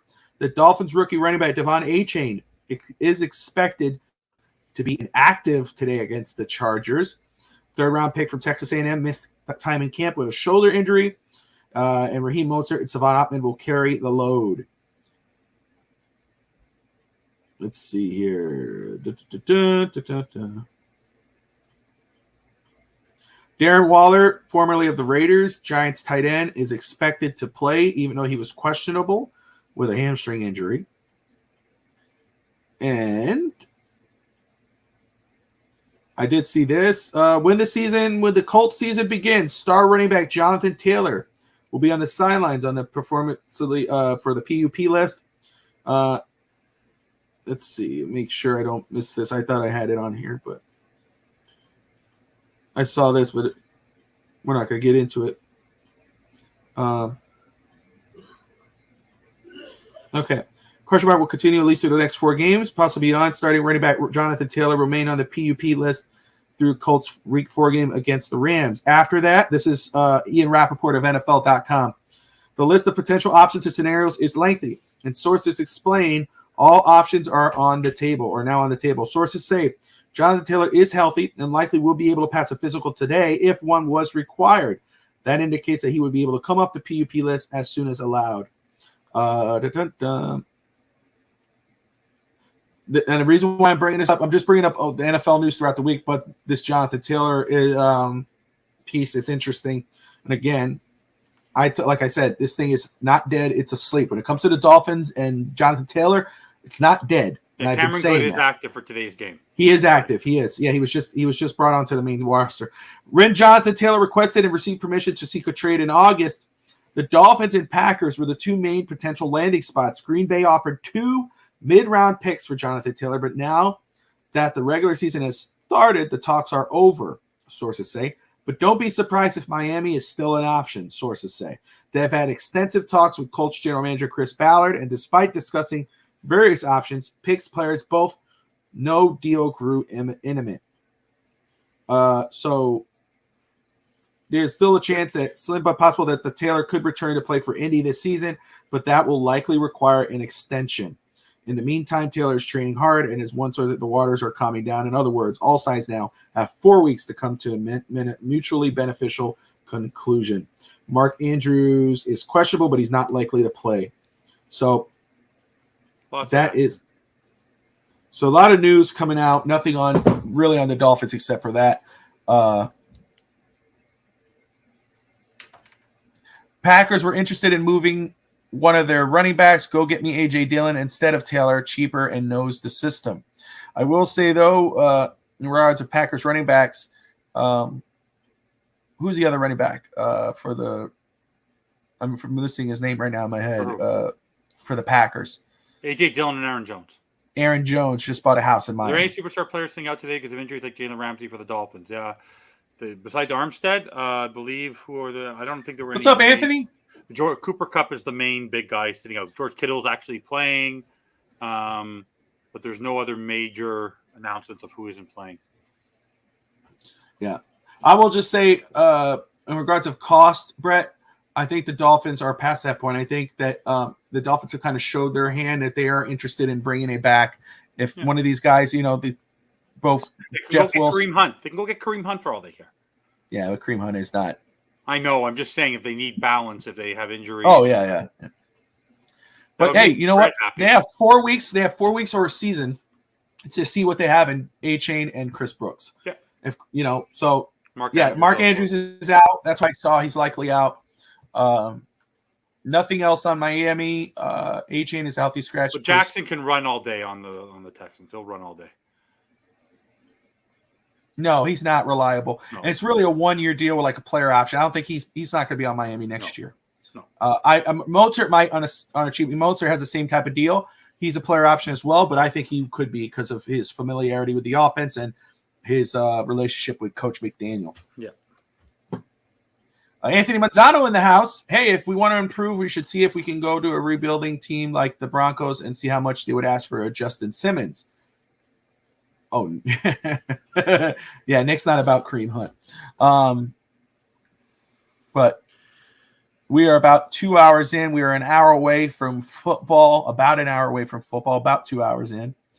I don't think Wilson Jr. plays it down for us this season. Again, Scotty, I don't think you're wrong.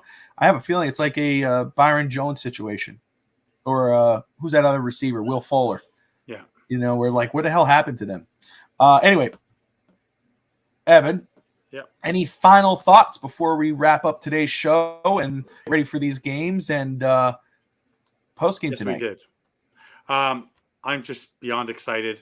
I'm going to have a very fun-filled next hour getting things organized because by 1 o'clock, I want the zone, red zone. I want to see everything going on, following my fantasy, my survivor picks. Just want to have a great old time.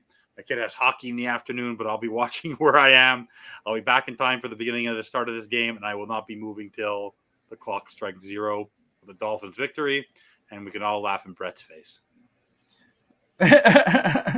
It's all good. We're going to have a lot of fun. I cannot wait. Let me just thank everybody for tuning in today. Again, appreciate you. We are so excited. You could catch us. We're on almost every day, the Finstock Sports Network, with great content, great guys. We got a great team here. But you could catch the pregame show every Sunday at 10 o'clock Eastern, unless the Dolphins, of course, play Thursday or Monday night. Well, we might do it either way because we work throughout the week. So we got day jobs. Yeah. But anyway, I appreciate you all, guys. Smash that like and subscribe button. We will see you all tonight after the Dolphins beat the Chargers week 1. Until then, like, subscribe, and fins up. We'll see you guys this evening. Go Dolphins.